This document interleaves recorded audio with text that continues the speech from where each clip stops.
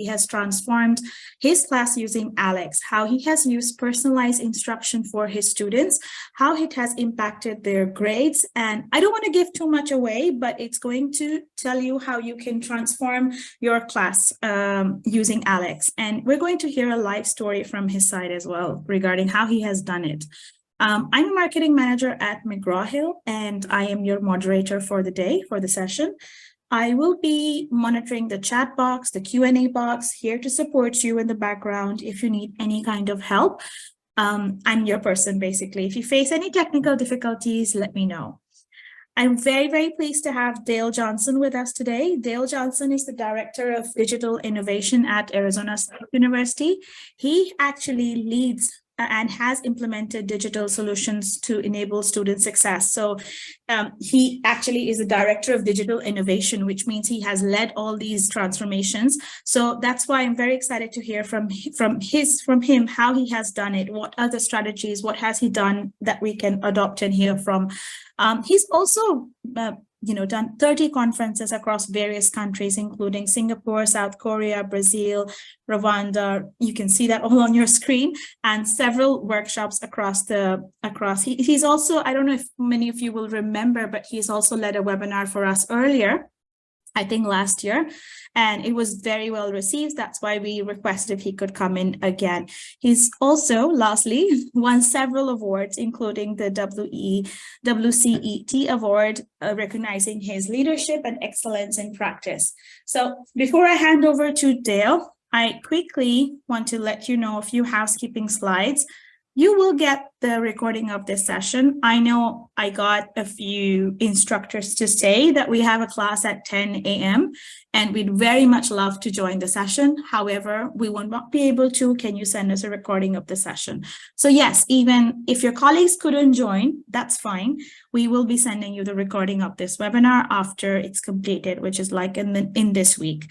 You will also be getting the certificate for the webinar once it's completed. So watch out for that email, which is going to have the recording as well as this. And just make sure you close down any high network bandwidth app like Netflix, YouTube, gaming platforms, because this might affect the bandwidth of your webinar. We want to make this as interactive as possible. So interact with us, speak with us, ask questions towards the end of the session if you need to. But equally, feel free to drop them in the chat box, or myself or Dale can pick it up during the session and we can talk about it towards the end of the session. But feel free to interact with us. We want to engage with you as much as possible. And I think that's it from me really quick. I'll stop sharing my screen. I'm here in the background again if you need any kind of support, but over to you, Dale. Thank you. Thank you, Sitish. And welcome to everyone. As she mentioned, I'm the Director of Digital Innovation at Arizona State University, and I've been working on this digital transformation process for 10 years here. We've worked with hundreds of faculty members at our university and also in the Middle East at Zayed University, and then last year, as Suresh mentioned, with the Egyptian University, to work on this process that we're all involved in of transforming our teaching and learning. Today, I'll talk about ALEKS specifically, but this also applies to other systems and other solutions that you can ask about in the Q&A. I'm going to try and keep my comments to 25 minutes or so, maybe 30 at the most, so we'll have plenty of time for questions. If you'd like to put them in the chat or Q&A, we'll try to get to all of them. I've got a degree in engineering from Colorado Tech, a degree in design at Arizona State, and a degree in public policy from Harvard. And I spent a year abroad in Spain at the Politécnica de Catalunya. I'm currently located in Phoenix, Arizona. It's 11 p.m. now, and I'm glad that you're all in the Middle East and North Africa, enjoying the sunshine and the warm weather. If you haven't visited Arizona before, we would welcome you here. The Grand Canyon is our natural wonder in the northern part of our state. So if you have a chance to travel to Phoenix, we'd be happy to show you that. We're also famous for our desert. If you like Western movies, you'll see cactus like the saguaro here, which is our state tree. and many other types of plants and vegetation that grow in the Sonoran Desert where we live. The university is an urban institution. We're located in the city of Phoenix, which has approximately 4.7 million people. And we've become the largest public research university in the United States over the last 20 years. We have roughly half of our students fully online. This year, in fact, will be the first year in our history when we have more online students than we have on-campus students. And that growth has been over the last 15 years. We've grown dramatically from about 800 students to 85,000 online. Because of all of these efforts to implement online education and to implement digital transformation, we've been named the most innovative university in the United States for 8 years in a row. We're very proud of that fact, and we work hard to continuously improve the student learning experience using digital technologies like ALEKS, and I'll talk about the details today. I work at the University Design Institute, and we focus on helping colleagues all over the world thrive in a changing digital educational environment. You're all involved in experimentation every day, I'm sure, trying to figure out how to use new tools and technologies to help you. We work on topics as diverse as leadership and partnerships and everything in between. So if you need assistance at your university with the transformation process and the digital development, we'd be happy to talk to you more about that. Now, in the specific case I'm going to talk about today, I led the initiative at Arizona State to implement digital transformation in a wide variety of courses, from algebra, which we're going to talk a lot about today, through psychology, and even courses that you don't typically think of as being readily transformed, like history or psychology. In each case, we developed a solution that allowed us to move away from large lectures and focus more on student interaction and problem solving. And that's a real emphasis in our pedagogical model. We want the students to spend less time listening to the professor talk and more time talking about problems that they're solving in their team. What does that mean? Well, we've done ALEKS implementations using the same format in a wide variety of different situations, everything from Arizona to Vietnam.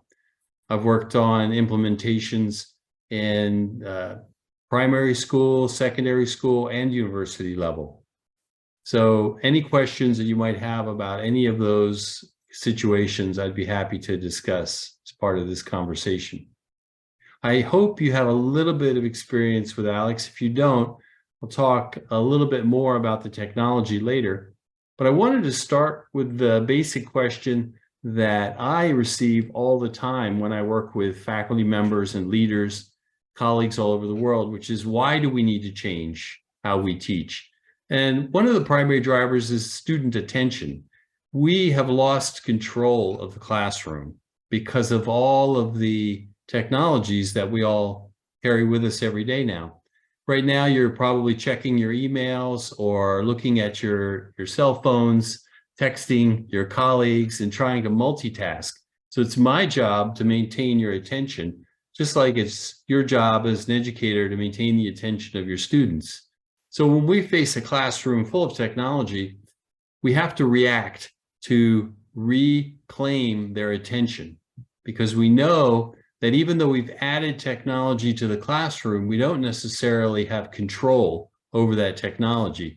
And you'll notice in this image, students are looking at pictures of babies, they're looking at videos, newspapers, social media sites.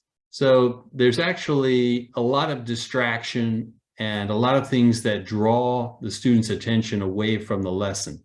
So we decided that we weren't going to try to fight for their attention using the old pedagogy of lecture. We wanted to do something different. because I'm going to quote Buckminster Fuller, who was an architect, inventor, and futurist in the United States. We never change things by fighting the existing reality. To change something, build a new model that makes the existing model obsolete. And that was what we did. We built a new model for teaching and learning that made the old lecture model obsolete. And I'll tell you why we did it and how we did it now. So we had a very clear mission when we started this process, which was to enable student success. We needed to help them improve their critical thinking and problem-solving skills, increase their subject mastery, increase the retention of our students, because we have a problem in the United States with students who drop out of college before they finish, and improve instructor insight. This is a primary challenge for you as professors to understand what the students know and don't know about the subject you're teaching. So with that mission and those objectives, we began to measure each of those elements. So for us, enabling student success means having at least 90% freshman retention. That's first year to second year retention. When we started our digital transformation process 20 years ago, we were at 70%. Today, we're at 89%. So we've almost reached our goal. We are a public university, so we have an open admissions process, and then the students who come to us have a wide variety of skills. So for us, being able to successfully educate and retain them is a major accomplishment. Now, in the objectives, when we say improve critical thinking and problem solving, we want our students to do at least 60 minutes of math every day, solving math problems. And we can measure that in ALEKS. We want to help 90% of our students get a grade of C or better. In the United States, a grade of A, B, or C is passing. A grade of D, E, or W is failing. So we need to have our students getting top grades in this course. We want to reduce our withdrawal rate to less than 5%.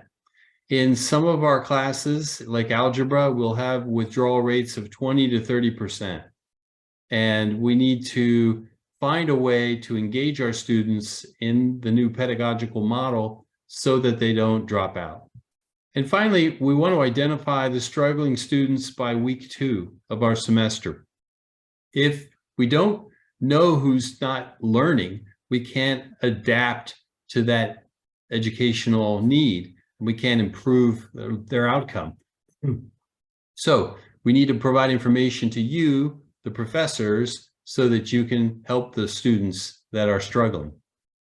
So when I say digital transformation, I'm talking about something that's been occurring in our lives for the last probably 40 years, but more rapidly accelerating over the last 10 to 15 years. The iPhone was released in 2007, so that's 16 years ago now. And during that time, we've seen a movement from mass production like CDs, and I still have CDs, but the only place I can play them is in my car, because I don't even have a CD player in my home, to mass personalization where I have 3 million songs on my phone. So this process of transformation has been occurring in all aspects of our lives. In navigation, we used to buy maps or ask people for directions. Today, mass personalization allows us to have a map of the world on our phone. I don't speak Arabic and can't read Arabic, but I can navigate anywhere in Dubai or in another city with my phone, because it enables me to personalize my journey without even knowing how to read the street signs or to navigate using a traditional approach.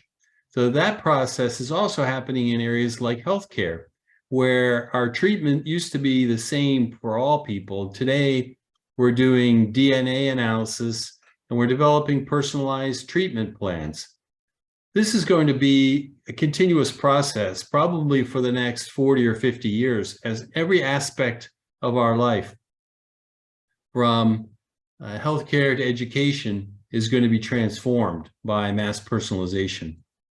For us in education, what does that really mean? Well, it means that we're moving away from our traditional model of all students receiving the same lesson at the same time. We've been doing this for 2,000 years at least, since the Greeks and the Romans opened up their academies and began to provide education to their communities. And we really haven't changed because we haven't had any technology that allowed us to change. So mass production was our only model until this century, when we began to receive tools like ALEKS, which allow us to deliver the right lesson to the right student at the right time. This is really the emphasis in this discussion today. If there's one thing that you need to remember, it's that the future is delivering the right lesson to the right student at the right time. And the challenge we face is developing the technology and the pedagogy to make this possible. Thankfully, ALEKS has been working on this challenge for 25 years, and they have developed an artificial intelligence capability which enables them to do this. So as you hear about new technologies like ChatGPT and other large language models, those are really following in the footsteps of ALEKS, because ALEKS has been building a math model and a chemistry model for 20 years. And we're going to see more of this, so we have to start to adapt our pedagogy to that reality. In order to really change what we're doing, we had to think about new principles that can guide us. And one of the principles that emerged from our discussion with our faculty members is every student has unique learning needs. This has always been true, but we haven't had any way to really adapt to that reality. Students learn best by solving problems. Once again, this has always been true, but often we don't have time to give them problems or to supervise their work on problems. Students must demonstrate mastery of each lesson. This is a core principle in ALEKS. Mastery is the ability to repeatedly solve a problem so that you can increase your understanding of that problem-solving process. You have to demonstrate that through repeated assessment. The technology depends on the teacher. And this is important because a lot of times professors fear the technology will replace them. And I can tell you that it does not replace us. It makes us better. Just like an X-ray machine makes a doctor better, an adaptive technology like ALEKS makes a professor better, because it enables us to see what the students need help with. And that's where we can provide individualized instruction to the students. That is the core activity for instructors in the future, individualized instruction. You can only do this with a technology because you don't have enough time to try to do it through a manual process. Even if you only had 5 students, it would be difficult to manage the complexity of this learning process. The technology enables us to scale this to millions of students simultaneously if we have to. So we went through a process of learning about this transformation in college algebra using what were very traditional approaches to improvement. The first thing we tried was reducing our class sizes from 100 students to 30. We always have big classes at Arizona State because we have a large enrollment, as I mentioned, 170,000 students. So there are, in the past, large sections of algebra with lectures. So we tried reducing the size, but that did not improve our outcome. So we then tried to partner with a community college, which specializes in teaching algebra. And our students were going there, but they weren't succeeding in that process either. So the third transformation we tried was introducing a developmental math class, which was designed to scaffold the student learning so that they could eventually get into algebra and master that. The problem with that was it also failed to prepare them for algebra. So we were at our 4th attempt when we discovered ALEKS and we implemented this mass personalization model. So I would say to you, continuously experiment, try different things in your environment. You're going to have a unique situation that you have to address. So you can see us experimenting over a period of 10 years. I encourage you to do the same. Prototype, try things out, experiment with ALEKS and other technologies as you can. Eventually, we had to transform our pedagogy as well as the technology. So for us, that was a breakthrough, understanding that we had to change both of those aspects of the process. And this came down to a challenge for our leaders. We had a meeting on December 7th in 2015. All of these professors and leaders in our academic departments met and decided that we would implement a new model, getting rid of developmental math, establishing a test-when-ready competency-based model. This is the new pedagogy, using ALEKS as a system to deliver on the educational learning experience. And we also implemented one other innovation, which we call the stretch semester. We realized that some students start with a deficit in knowledge. So in order to give them sufficient time to successfully master college algebra, we committed to a free semester. If they could not finish in their first semester, we would give them a second semester to complete the class for free.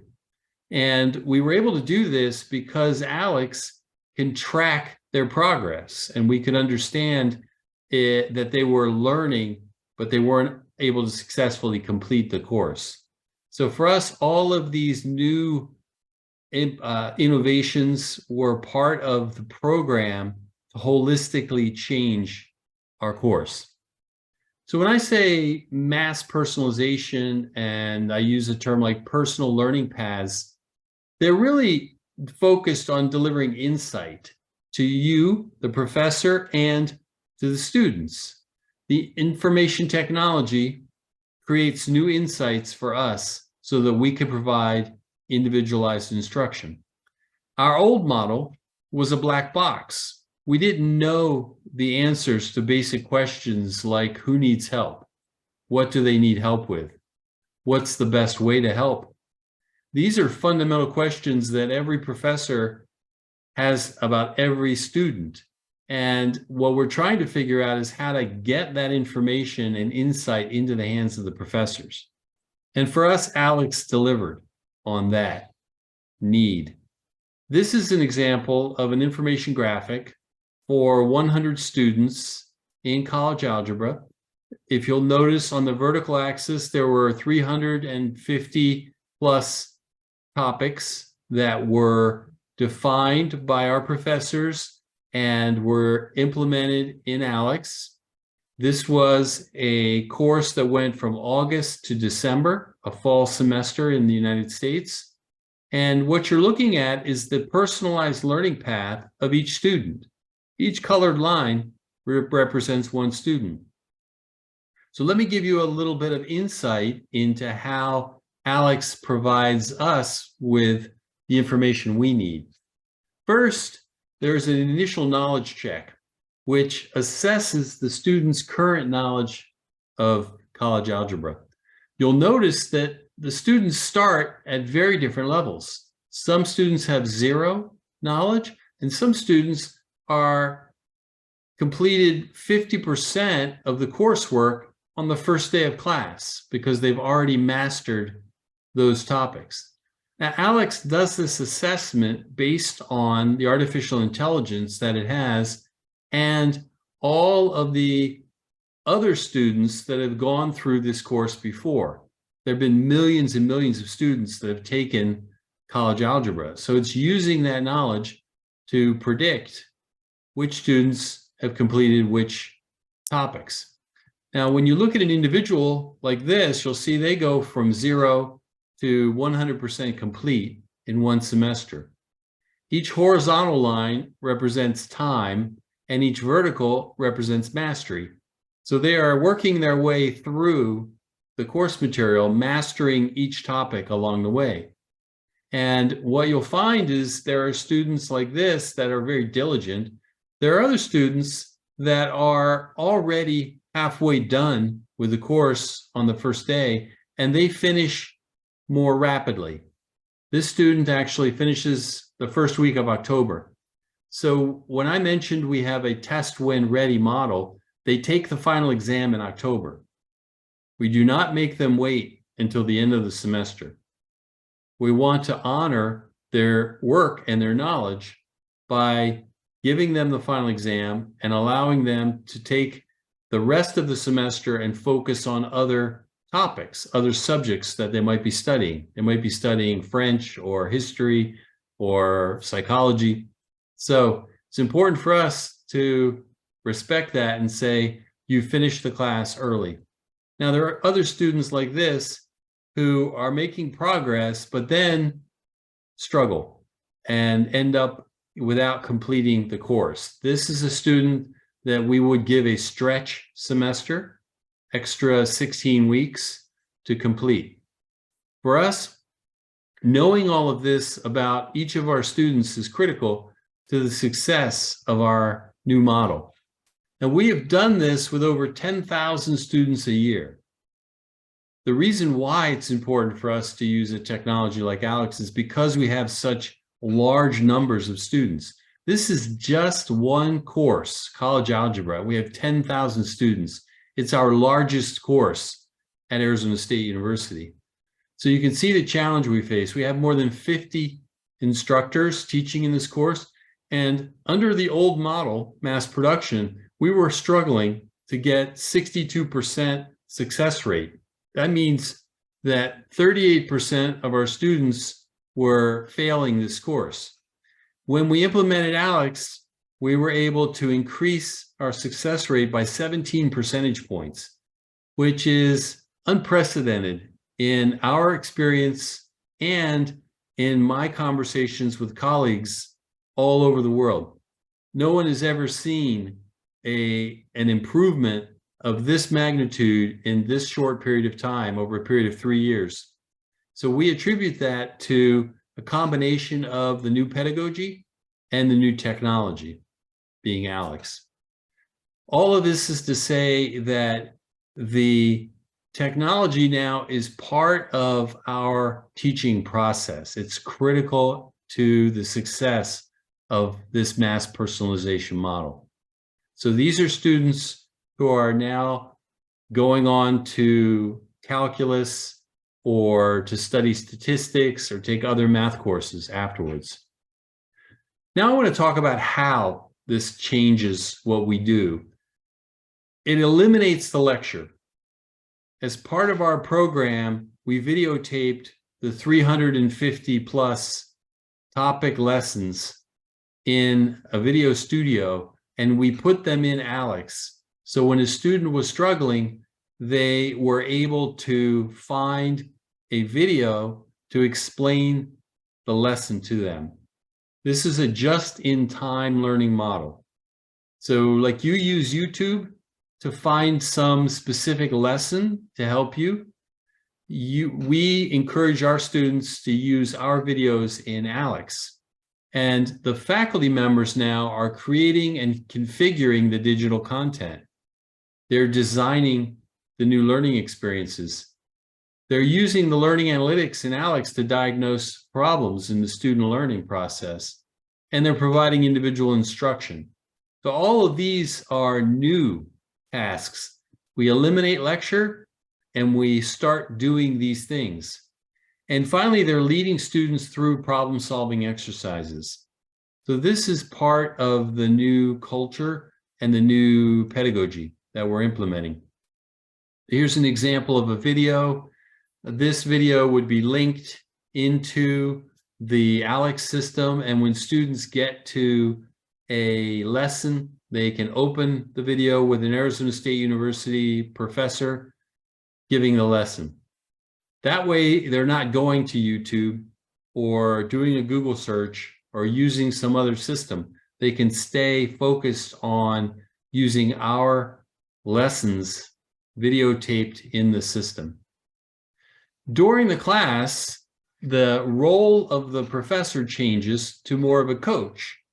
So the professor is walking around the room. And by the way, we now have class sizes of 100 again, so that we can accommodate all of our students. So the professors are working with the students individually. They have their dashboard, which provides insight into the student progress so they can find out how a student's doing.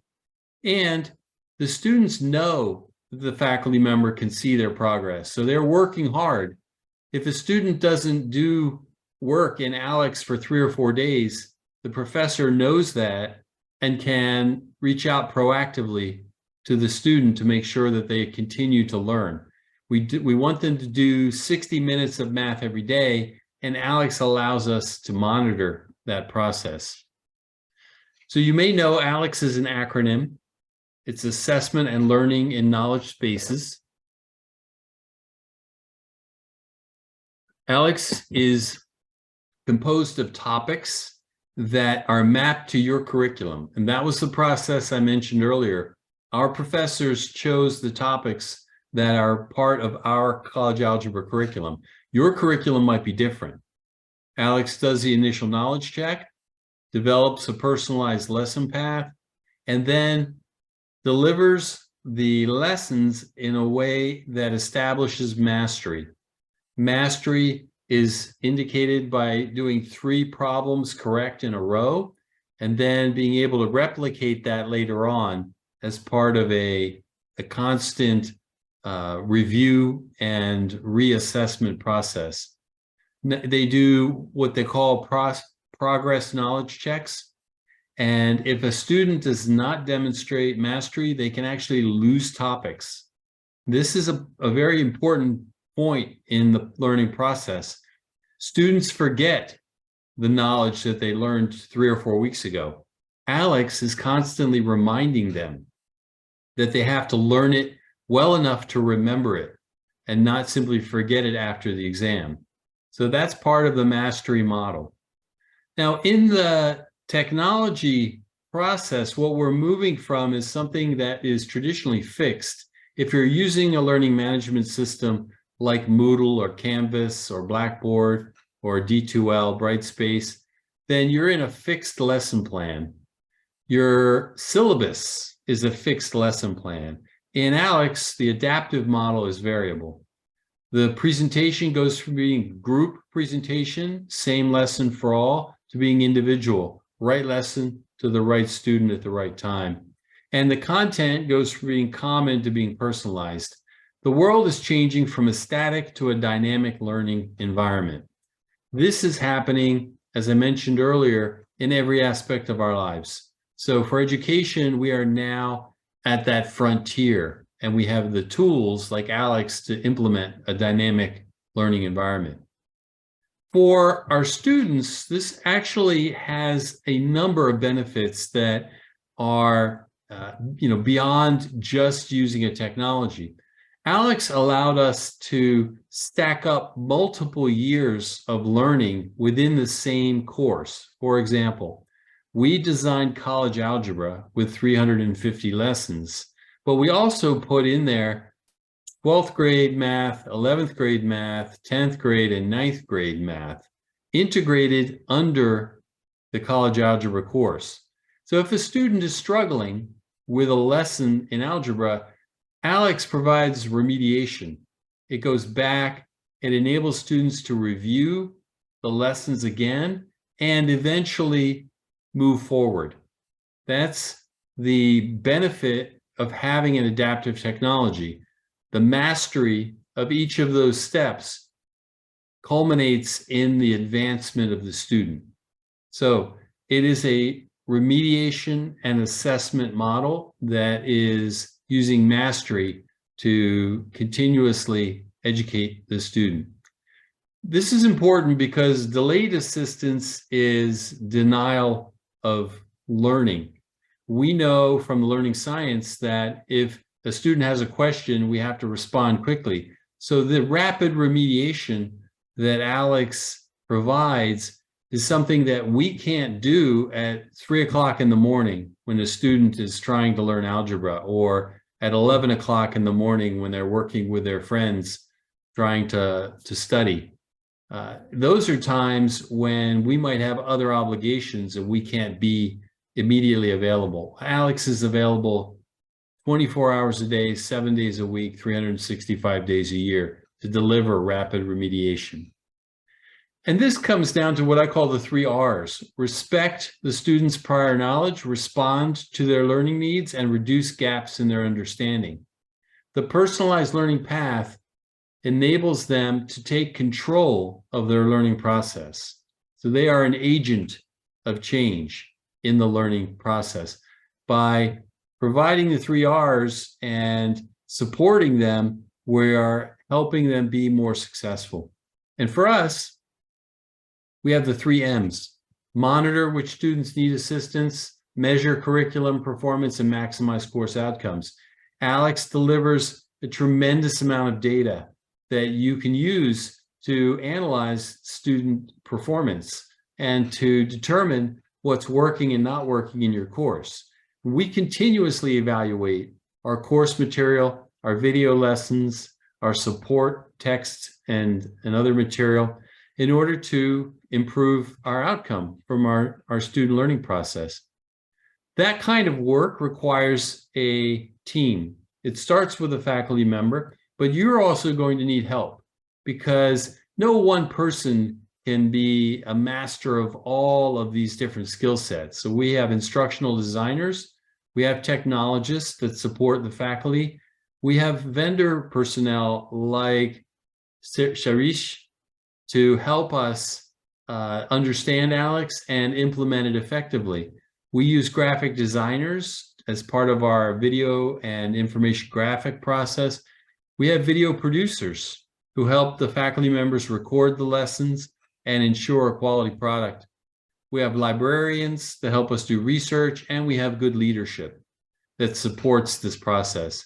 So when you start thinking about this kind of digital transformation, you need to talk to your colleagues and your leaders about building a team like this, because transformation is a team sport. You can't win in this game if you're trying to play solo. It requires you to work with these other experts in order to build a successful course.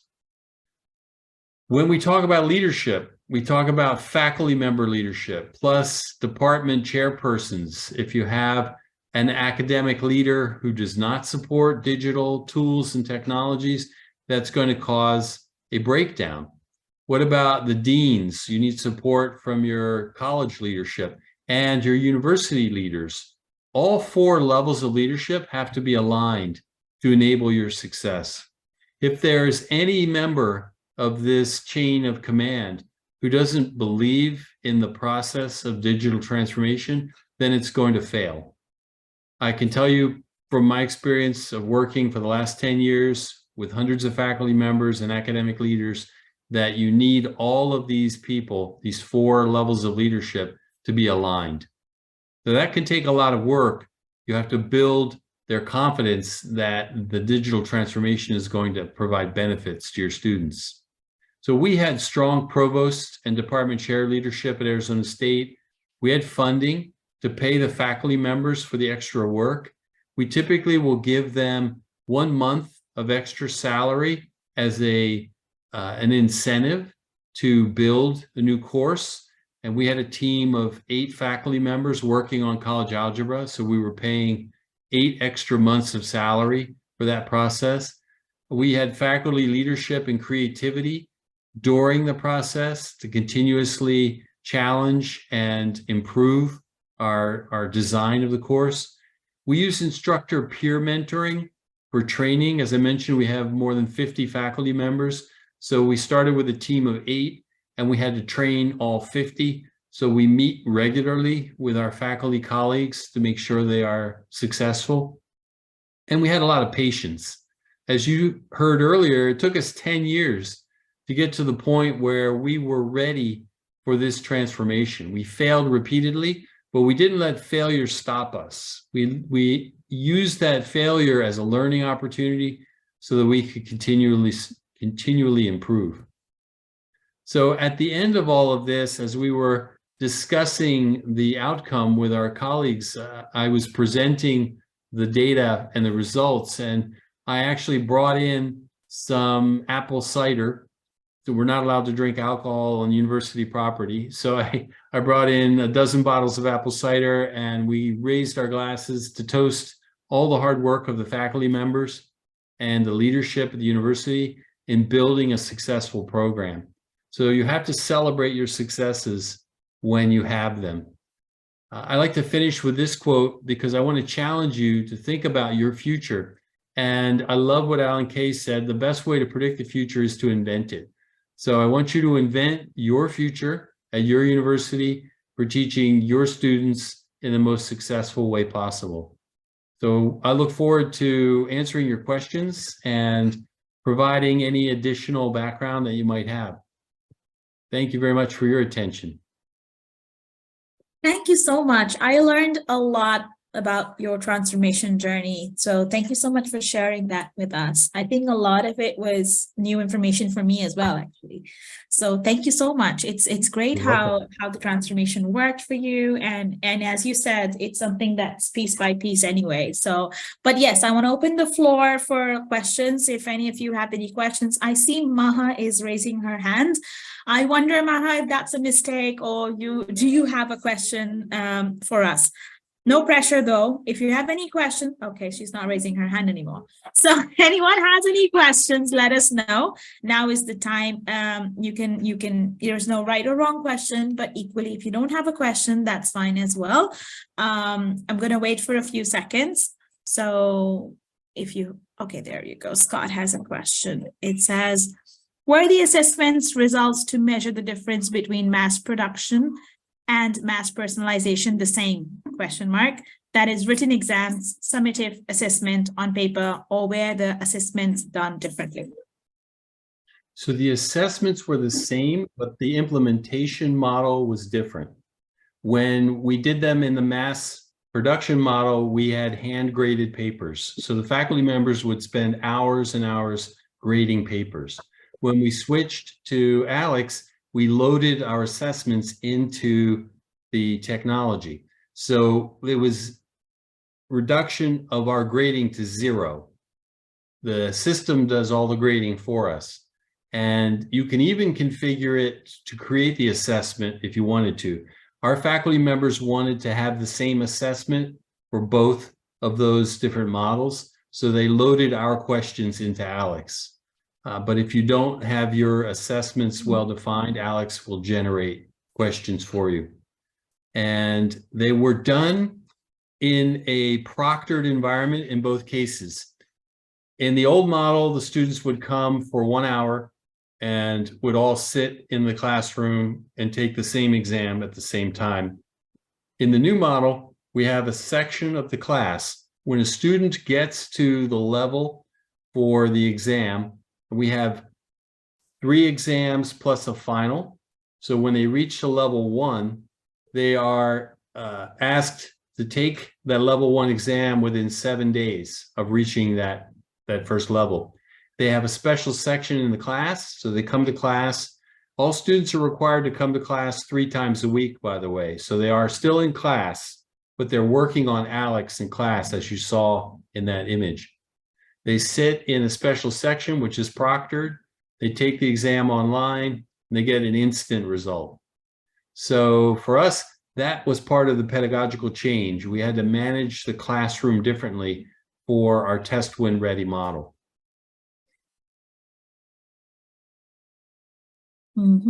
Thanks. Any questions? I see one from Mohammed as well. It says, can I ask how you dealt with resistance of change, and should we go for prototype courses and then generalized all courses in university. I strongly encourage prototyping. It's the best way to learn. As a professor and as a leader, you have to do this in order to understand it. So my advice would be to set up ALEKS in one or more of your courses and try it. Even if you just try it for 1 week, you really don't understand the power of the technology until you use it. So I encourage you to rapidly prototype, set up a course, try it out, learn, improve, continuously learn. For us, those 10 years of failure were really a series of prototypes that we used to build our knowledge. And the resistance to change, by the time we got to the final solution for us, was very minimal because our professors had already been accustomed to experimentation and prototyping. But you have to build that culture. It's not natural. Most of the faculty members would prefer to be left alone to teach the course on their own with no interference from anyone else or no harmonization of the process. And what our leaders said is all of the students should have the same curriculum in algebra, should have the same assessments, and should have the same system, which is the ALEKS technology. And then after that, the faculty members were free to provide support for the students in their class as they saw fit. Oh, that makes sense. Another question by Scott. Where sorry, go ahead. I can read it. Were there problems getting students to purchase a subscription to ALEKS? We paid for that. We decided that if we were going to require it, we were going to pay for it. So we had a relationship with McGraw Hill, and we set up we called it an enterprise account, and we paid for all the students out of our academic budget. If you don't do that, then you will have some students who are they don't have enough money or they're not familiar with the technology. We wanted to eliminate that problem. It was important for us that every student have access to the system on the very first day of class. So that was our solution. Makes sense. There's another one by Mohammed. It says, can the adaptive paths in ALEKS be customized from the instructors? Good question. So let me think about that. In what level? When you say from the instructors, hold on, I'm not seeing that quite. Oh, I see. It's in the Q&A. Okay, I see it now. Can that be customized from the instructors? The system allows you to take control of the learning paths, yes. The challenge there is the amount of work that's required for the professor to do that. For example, I implemented ALEKS in chemistry at another university. So I did it in college algebra and college math at Arizona State, but at the other university, it was chemistry. And there, they didn't want to give the students a personalized learning process for the entire semester. So they broke the semester into 1-week modules, and they had 16 separate modules. And each one of those was configured independently. So you can do that, but the work required is much higher because you have to understand how your curriculum can be broken down and then customized for each of those modules. So there's a lot of flexibility in ALEKS if you want to spend the time doing those kinds of configurations. It's like a control knob. You can go from completely controlled by the professor to completely open for mass personalization. Thanks. Thank you, We Mohammed. have 5 minutes left, so I'm looking for more questions if they have come in. I think there's one from Mohammed. Dale, do you want to go ahead and read it? Another question for the incentives you mentioned for faculty members. Can I know how it was formulated? You know, the financial department in any university would like to assure that revenues exceed costs. Yes. So for us, we understood that we had to motivate our faculty members to make the change. And we didn't pay every faculty member. We only pay the ones who worked on the course redesign. So that's why I mentioned we had 8 faculty members. That cost for us was actually quite small compared to the benefit that we were getting. Let me give you an example. This is a little bit complicated, so I'm going to use some math here to explain. 8 faculty members, 1 month each. That's approximately in the United States $5,000 per faculty member. That's going to be $40,000 of investment to do the course redesign. We look at the value, the benefit of retaining a student. If a student leaves the university before their 2nd year, we lose somewhere between $30,000 and $50,000 per student. So the value of retaining a student is much higher than the cost of investing in the course redesign. For us, it turns out that we are now gaining millions of dollars more because of that 17 percentage point gain. That represents over 1,500 students per year that are successfully advancing on to their next course. For us, that represents a huge amount of money in future revenue. So when you're talking to your financial office, you have to do the analysis of the initial cost versus the revenue benefit. That's perfect. Okay. I want to be mindful of your time. Till you see any more questions, I'm just going through the chat. We had some great conversation on the question level, by the way. I'm glad it helped you guys. Yeah, I hope very it good did well. questions, very detailed. Yes. Yes. I like these questions because it's clear that you're thinking about how will you do this, and that's the big question. But thank you so much, Dale. It's like 12 a.m. for you. So Yes. I think it's a good time to wrap up now and you can get to bed at least.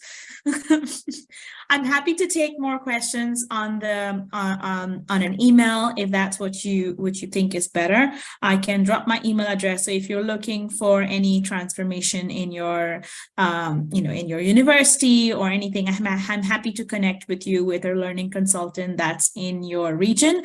But equally, regardless, if you have any questions at all and you want me to take care of it or you want me to pass to Dale, feel free to drop that to us and we can help you out. There's the address. It's marketing.mia@mheducation.